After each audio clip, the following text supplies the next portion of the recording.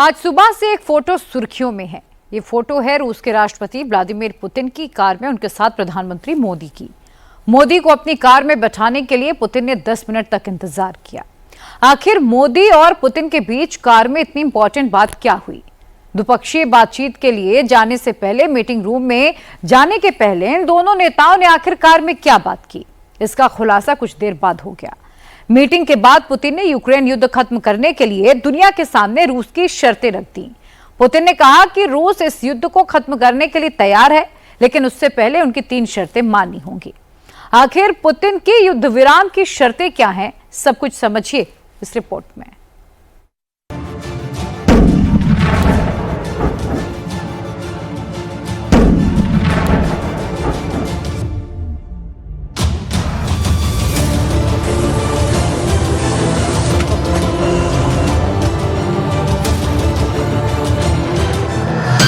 क्यों खत्म नहीं हो रहा है यूक्रेन युद्ध?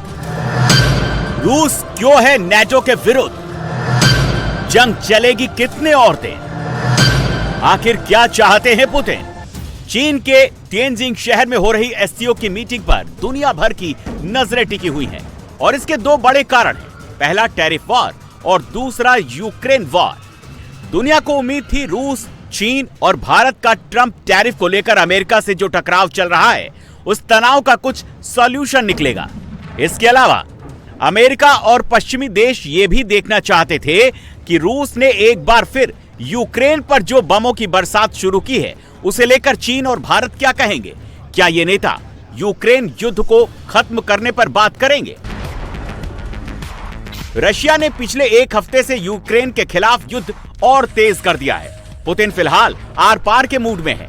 युद्ध विराम के लिए या वॉर रोकने के लिए उनकी कुछ शर्तें हैं, लेकिन उन शर्तों पर फैसला होने से पहले ही वो यूक्रेन के कुछ इलाकों पर कब्जा कर रूस को मजबूत स्थिति में लाना चाहते हैं।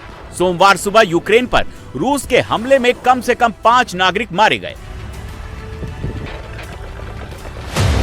2 लोगों की मौत खेरसॉन में हुई, 2 डोनेत्स्क में मारे गए, जबकि एक शख्स की जान ज़ेपोरिज़िया में हुई। रूस की तरफ से यूक्रेन पर एक दिन में 286 ड्रोन अटैक और मिसाइल से 10 हमले किए गए। इसके अलावा यूक्रेन के 16 सेटलमेंट पर 5 एयर स्ट्राइक की गई। रूस के ड्रोन अटैक में ओडेसा शहर में पावर सप्लाई स्टेशन ध्वस्त हो गया, जिससे करीब 29,000 लोगों को अंधेरे में रहना पड़ रहा है। इसके अलावा चेर्निहिव शहर में एनर्जी इंफ्रास्ट्रक्चर पर बम बरसाकर 30,000 लोगों को बिना बिजली के लिए मजबूर होना पड़ रहा है। यूक्रेन पर रूस के हमलों में आई तेजी के बीच यूरोपीय कमीशन की president Ursula von der Leyen Poland के दौरे पर हैं। नेटो देशों में पोलैंड ही डिफेंस पर सबसे ज्यादा बजट खर्च कर रहा है। यूक्रेन पर रूस के हमले में यूरोपीय यूनियन कितना ज्यादा नाराज है, इसका अंदाजा इस बात से लगाया जा सकता है कि उन्होंने रूसी राष्ट्रपति पुतिन को प्रीडेटर यानी दरिंदा कहा, जबकि पोलैंड के प्रधानमंत्री डोनाल्ड टस्क ने रूस को एविल एम्पायर यानी शैतानी साम्राज्य कहा। Russia's brutal war against Ukraine is in its 4th year now. It is obvious that Putin will not stop there. Putin has not changed and he will not change. He is a predator. Putin को भी इस बात का एहसास है कि America और NATO देश उनके खिलाफ अपनी मुहिम तेज करने जा रहे हैं। यही वजह है कि एससीओ मीटिंग में पुतिन भी अपने लिए समर्थन जुटा रहे हैं। तिएनजिन में पुतिन ने चीन के राष्ट्रपति जिनपिंग और भारत के प्रधानमंत्री मोदी से मुलाकात की। दोनों नेता जब द्विपक्षीय मीटिंग के लिए जा रहे थे तो पुतिन ने मोदी को अपनी ही कार में बिठाया। खास बात यह है कि मोदी को अपनी कार में बिठाने के लिए पुतिन ने 10 मिनट का इंतजार किया। मोदी और पुतिन का एक ही कार में जाना प्री प्लान नहीं था। पुतिन ने बैठक से ठीक पहले मोदी को अपनी कार में बैठने के लिए बुलाया और उनके आने तक कार में इंतजार किया। बाद में बायलैटरल मीटिंग में दोनों नेताओं ने भारत रूस के द्विपक्षीय संबंधों समेत यूक्रेन युद्ध पर भी बात की। इस दौरान पुतिन से साफ शब्दों में बता दिया कि युद्ध खत्म करने के लिए उनकी शर्तें क्या हैं। पुतिन ने कहा कि उन्हें यूक्रेन के राष्ट्रपति ज़ेलेंस्की बर्दाश्त नहीं है। पुतिन ने कहा कि ज़ेलेंस्की ने यूक्रेन में रूसी मूल के लोगों के खिलाफ अत्याचार किया।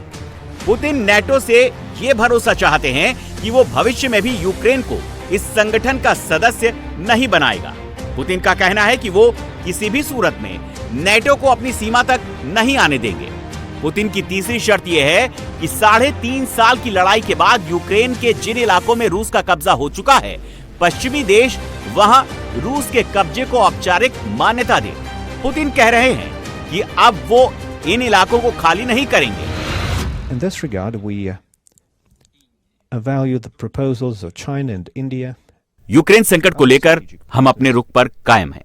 मैं आप सबको ये बात याद दिला दूं कि ये संकट रूस पर हमले की वजह से पैदा नहीं हुआ, बल्कि ये यूक्रेन में एक वाजिब सरकार के तख्ता पलट से शुरू किया गया था। उस तख्ता पलट को पश्चिमी देशों ने उकसाया और समर्थन दिया था। इस तख्ता पलट के बाद यूक्रेन के उस इलाके के लोगों के खिलाफ हथियारबंद बलों का इस्तेमाल किया गया जो इस तख्ता पलट का विरोध कर रहे थे। उन लोगों को दबाने की कोशिश की गई। यूक्रेन संकट की दूसरी बड़ी वजह पश्चिमी देशों की यूक्रेन को नेटो का हिस्सा बनाने की कोशिश है, जो वो पिछले कई सालों से लगातार करते आ रहे हैं। हम पिछले कई वर्षों से लगातार इसका विरोध करते रहे हैं और ये कहते रहे हैं कि यूक्रेन का नेटो में शामिल होने को रूस अपनी सुरक्षा के लिए सीधी चुनौती के तौर पर देखता है। वैसे साल 2014 में यूक्रेन में बाहरी ताकतों की मदद से जो तख्ता पलट हुआ था, उसने यूक्रेन की चुनी हुई सरकार को सत्ता से बेदखल कर दिया था, क्योंकि यूक्रेन की वो लीडरशिप अपने देश को नेटो में शामिल करने के खिलाफ थी। The Ukrainian leadership that did not support Ukraine's accession to NATO was removed. Bharat फिलहाल रूस यूक्रेन युद्ध के पचड़े में ज्यादा नहीं पड़ना चाहता। भारत की फौरी प्राथमिकता ट्रंप टैरिफ से निपटना है। यही वजह है कि पुतिन के साथ अपनी मुलाकात में मोदी ने इतना ही कहा कि यूक्रेन और रूस के बीच युद्ध विराम के लिए जो हालिया कोशिशें की गई हैं, भारत उनका समर्थन करता है। मोदी का इशारा करीब 2 हफ्ते पहले अलास्का में हुई ट्रंप पुतिन की मीटिंग की तरफ था। मोदी ने कहा कि सभी पक्ष आपस में बात कर शांति स्थापित करने की कोशिश करेंगे। यूक्रेन युद्ध को लेकर भारत को बहुत बैलेंस बनाकर चलना पड़ रहा है। भारत के रूस और यूक्रेन दोनों के साथ अच्छे संबंध हैं। भारत रूस से तेल खरीद रहा है तो उसे रिफाइन करके डीजल यूक्रेन को बेच रहा है। यूक्रेन के राष्ट्रपति जेलेंस्की ने एससीओ में मोदी और पुतिन की मीटिंग से पहले मोदी को फोन किया। जेलेंस्की ने खुद ट्वीट कर इसकी जानकारी दी। जेलेंस्की ने कहा कि उन्होंने मोदी को वॉशिंगटन में ट्रंप और यूरोपियन लीडर्स के साथ हुई बातचीत की जानकारी दी। जेलेंस्की ने कहा कि यूक्रेन तो युद्ध खत्म करने के लिए तैयार है, लेकिन रूस से सकारात्मक संकेत नहीं मिल रहे। जेलेंस्की ने कहा कि रूसी हमले में यूक्रेनी नागरिक मारे जा रहे हैं। जेलेंस्की ने कहा कि एससीओ की मीटिंग में मोदी और पुतिन की बात होगी, इसीलिए उन्होंने मोदी को बताया कि जब तक यूक्रेन के शहरों और आम नागरिकों पर रूस के हमले बंद नहीं होते, तब तक शांति वार्ता होनी मुश्किल है। जेलेंस्की से फोन पर बात के बाद मोदी ने पुतिन के साथ मुलाकात के यूक्रेन युद्ध का जिक्र किया, लेकिन एक मैच्योर देश के नाते भारत चाह रहा है कि रूस और यूक्रेन खुद किसी नतीजे पर पहुंचे। यूक्रेन में चल रहे संघर्ष के विषय में हम लगातार चर्चा करते रहे हैं। हाल में किए गए शांति के सभी प्रयासों का हम स्वागत करते हैं। हम आशा करते हैं कि सभी पक्ष कंस्ट्रक्टिवली आगे बढ़ेंगे। संघर्ष को जल्द से जल्द खत्म करने और स्थायी शांति स्थापित करने का रास्ता खोजना होगा। ये पूरी मानवता की पुकार है। ये हमारे special and privilege strategic partnership की गहराई और व्यापकता का परिचायक है। कठिन से कठिन परिस्थितियों में भी भारत और रूस हमेशा कंधे से कंधा मिलाकर चले हैं।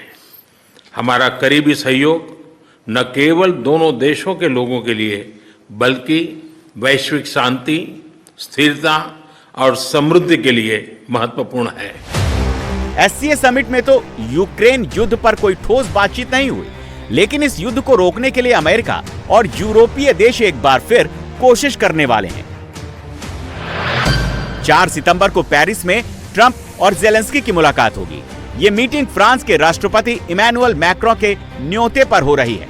इन तीनों नेताओं के अलावा इस मीटिंग में German chancellor Friedrich Merz, British prime minister Keir Starmer, NATO के महासचिव मार्क रूट और यूरोपीय कमीशन की president Ursula von der Leyen भी शामिल होंगे।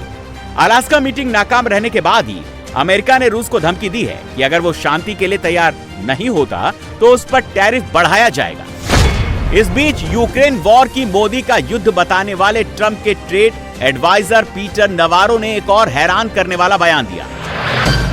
पीटर नवारो ने कहा कि पीएम मोदी एक महान नेता है, लेकिन ये समझ नहीं आ रहा है कि एक भारतीय नेता रूसी राष्ट्रपति पुतिन और चीनी राष्ट्रपति शी जिनपिंग के साथ कैसे सहयोग कर रहे हैं, जबकि भारत दुनिया का सबसे बड़ा लोकतंत्र है।